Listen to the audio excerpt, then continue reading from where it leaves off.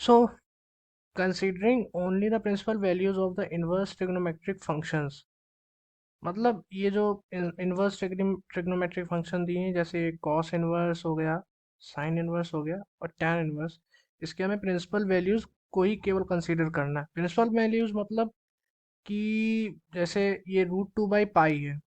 अब √2/पाई जो वैल्यू है, ये एक मतलब टैन इनवर्स की साइकिल में कितनी बार आ सकती है, कई बार आ सकती है, लेकिन जो मिनिमम वैल्यू होगी एक्स की, सॉरी, जो मिनिमम वैल्यू होगी एंगल की, वो हमें यूज करनी पड़ेगी जिसपे ये वैल्यू आए, ये √2/पाई। ठीक, तो प्रिंसिपल वैल्यूज की तो मीनिंग क्लियर है। तो मैं काम करता हूँ, अगर मैं जनरली अब इसको सिंप्लीफाई करने के लिए मुझे ये चाहिए यहाँ पे कि टैन इनवर्स √2/पाई है, यानी √2/पाई को मैं टैन के टर्म्स में लिख दूँ। अब मैं यदि √2/पाई को अगर मैं टैन थीटा मान लेता हूँ, ठीक, तो √2/पाई को अगर टैन थीटा मान लूँगा, तो हमारा जो एक्सप्रेशन होगा होगा 3/2 cos inverse under root of, इसमें भी मैं 2/पाई का इस 2 यानी पाई स्क्वायर का ऊपर नीचे डिवाइड किए देता हूँ, तो ये ऐसे बन जाएगा 1 + 1/4 साइन साइन इनवर्स, और इसमें मैं पाई स्क्वायर का ऊपर नीचे इसमें भी डिवाइड किए देता हूँ, तो यहाँ आ जाएगा 2 डिवाइडेड बाई, ये आ जाएगा पाई 2 प्लस 2/पाई स्क्वायर +1। ठीक, ये साइन इनवर्स का आर्ग्यूमेंट हो गया, और ये टैन टैन इनवर्स, ये टैन थीटा तो हो ही गया, इनवर्स टैन थीटा हो गया। ठीक, अब इसमें √2/पाई को टैन थीटा माना है, तो अगर मैं ये इन दोनों में भी यही सब्स्टिट्यूट कर दूँ, तो क्या आएगा 3/2। इसमें जब मैं ये √2/पाई की वैल्यू सब्स्टिट्यूट करूँगा तो क्या आएगी, कॉस इनवर्स 2/पाई स्क्वायर में जो जब रखूँ तो ये टैन स्क्वायर थीटा बन जाएगा। ठीक, और ये भी टैन स्क्वायर थीटा बन जाएगा, ए +1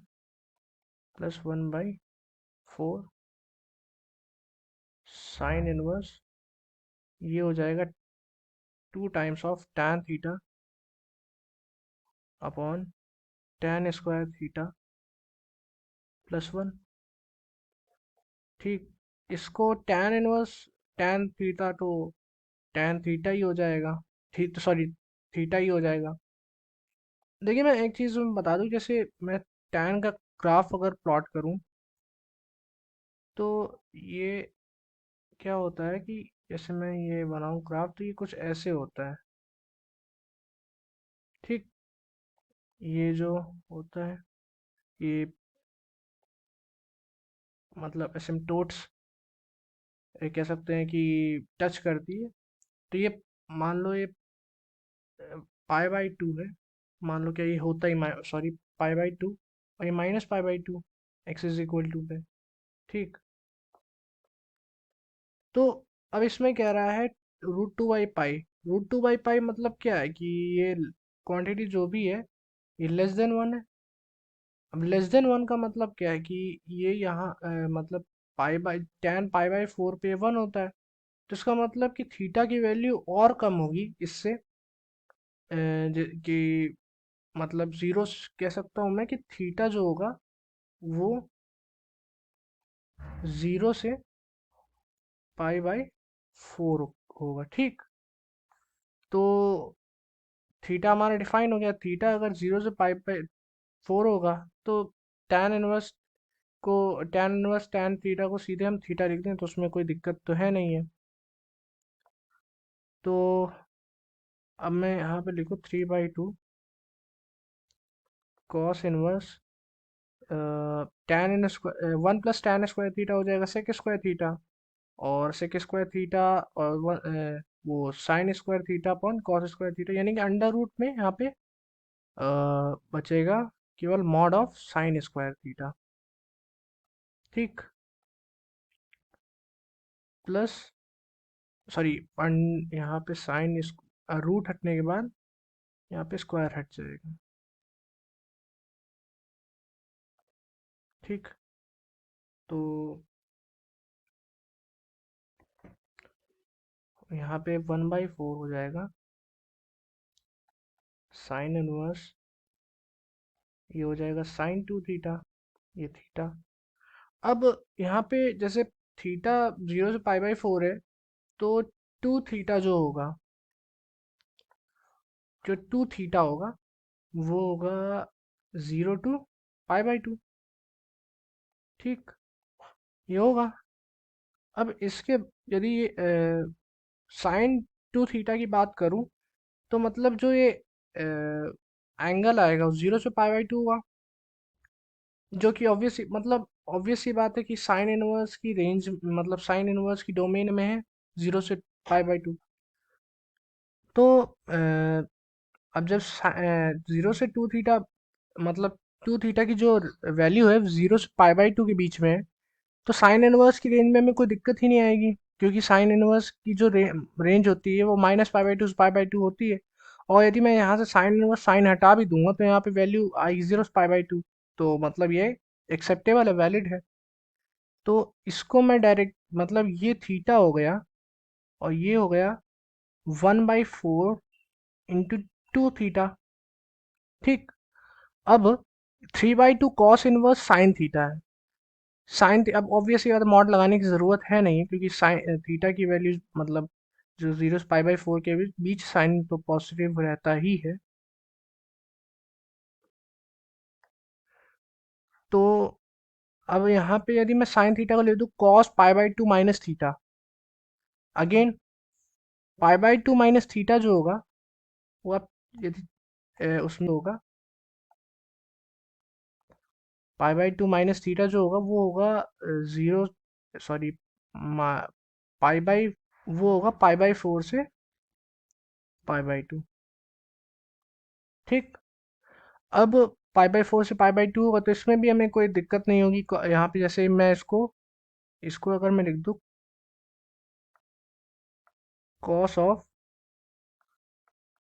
π/2 माइनस थीटा, तो ये π/2 माइनस थीटा जो है π/4 से π/2 के बीच में है, जो कि ऑब्वियस ही बात है साइन कॉस इनवर्स की रेंज में आ ही जाता है, क्योंकि जो कॉस इनवर्स की जो रेंज होती है वो -1 से 1 इसकी भी होती है। तो यहाँ पे जब इसको कॉस, यहाँ पे जब मैं cos inverse of cos π/2 minus theta है, तो इसको मैं π/2 माइनस थीटा डायरेक्टली लिख सकता हूँ। ठीक, तो इसको मैं हटा देता हूँ, तो यहाँ पे मैं डायरेक्टली लिख सकता हूँ 3/2 π/2 माइनस थीटा, ये प्लस ये यहाँ से कैंसिल हो गया, मैनिपुलेशन हो गई, और एट लास्ट देखेंगे तो ये मतलब थीटा वाला टर्म जो है वो कैंसिल हो रहा है, -3 थीटा/2 यहाँ आ जा रहा है, यहाँ पे +3 थीटा/2। तो अल्टीमेटली आंसर क्या आ रहा है, 3π/4 आ रहा है। अब इसमें यदि वैल्यू रख दें मैं 3 × 3.14/4, तो ये लगभग आएगी 2.35। ठीक, जो कि एक एक्सेप्टेबल रेंज है, जो मतलब जो एडवांस की साइड में दी थी, जो रेंज थी उसमें ये 2.35 से 2.37 रेंज थी। तो इसका आंसर 2.35 आ गया। ठीक, जनरली अब यहाँ पे एक पॉइंट है कि प्रिंसिपल वैल्यू यहाँ पे मतलब रिटेन रही कि नहीं रही। देखिए क्या होगा कि मतलब ये यहाँ इस स्टेप तो हम लोग आ ही सकते हैं। ठीक, अब हमें बस इस स्टेप से इस स्टेप आने पे ये कंसीडर चेक करना पड़ेगा कि जो ये वैल्यूज हमारी आ रही ये ये प्रिंसिपल वैल्यू है कि नहीं है। अब प्रिंसिपल वैल्यू मतलब कि ऐसा तो नहीं कि हमने जो मतलब एक ऑसिलेशन है जो मिनिमम से मैक्सिमम जाता है, हम उसको क्रॉस कर चुके हैं, ऐसा तो नहीं है। चेक करते हैं एक बार। देखिए ये थीटा है, थीटा 0 से पाई बाई 4 है। अब थीटा, टैन थीटा में अगर आप थीटा 0 से पाई बाई 4 यूज करेंगे, कोई भी वैल्यू रिपीट नहीं करेगी। तो जब रिपीट नहीं करेगी तो ऑब्वियस सी बात है कि थीटा जो होगा वो मतलब लीस्ट वैल्यू होगा। ठीक, इसी तरह यहाँ पे क्या लिखा, 2 थीटा। अब 2 थीटा की वैल्यू 0 से पाई बाई 2 और साइन की भी वैल्यू 0 से पाई बाई 2 पे 0 से 1 होती है। अब 0 से 1 होने पर यानी कि जो साइन का जो कर्व होता है वो इस स्टेज से इस स्टेज जाने पर कौन सी वैल्यू रिपीट हो रही है? कोई वैल्यू नहीं रिपीट हो रही है। ठीक, तो आप थीटा जो वैल्यू आएगी वो प्रिंसिपल वैल्यू ही होगी। सॉरी, जो 2 थीटा आएगी वो प्रिंसिपल वैल्यू ही होगी। सिमिलरली यहाँ पे पाई बाई 2 माइनस थीटा, वो पाई बाई 2 माइनस थीटा यहाँ पे पाई बाई 4 से पाई बाई 2 के बीच में है। अब कॉस इनवर्स की यदि मैं कॉस का ग्राफ बनाऊं मैं, तो जो कॉस का ग्राफ है वो है इस तरह बनेगा। ठीक, अब इसमें पाई बाई 4 से पाई बाई 2 मतलब पाई बाई 4 से पाई बाई 2 मतलब ये मान लीजिए कि यहाँ से कहीं इतने के बीच में। अब इसमें भी मतलब कोई वैल्यू रिपीट नहीं करेगी, मतलब अल्टीमेटली बात है कि 0 से पाई बाई 2 के बीच में एंगल यदि आ रहा है तो बहुत कम चांसेस है कि रिपीट कर जाए। बहुत कम चांसेस है, क्योंकि एक टाइम पीरियड भी हम कवर नहीं कर रहे हैं। टाइम पीरियड अगर कोई कवर हो रहा होता तो उसके बाद अगर वैल्यू एक्सीड हो रही होती तो हो सकता था कि हाँ भाई प्रिंसिपल वैल्यू हमारी ना आए। जैसे मान लीजिए साइन साइन एक्सेस का जो टाइम पीरियड होता है वो 2 पाई होता है। अब 2 पाई से भी ज़्यादा वैल्यू बड़ी हो गई तो 100% चांसेस है कि वैल्यूज रिपीट करेगी, सेम वैल्यू रिपीट करेगी। ठीक, इसीलिए तो thank you and have a nice time.